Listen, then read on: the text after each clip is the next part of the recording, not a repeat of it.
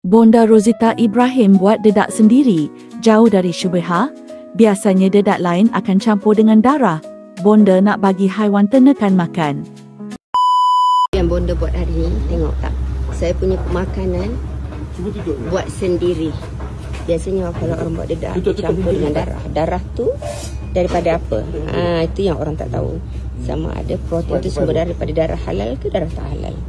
So yang kini kita sendiri yang buat, dan tak mustahil satu hari nanti kita akan buat dedak kita sendiri. Dan apa yang kita buat ni ialah untuk kita beri makan kepada binatang ternakan saya.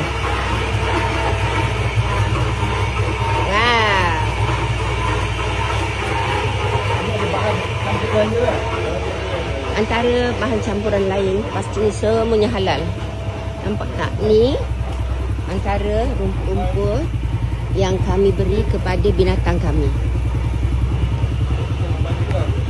Inilah cari semua hasil-hasil kebun yang saya buat untuk makanan binatang ternakan kami. Sebab tu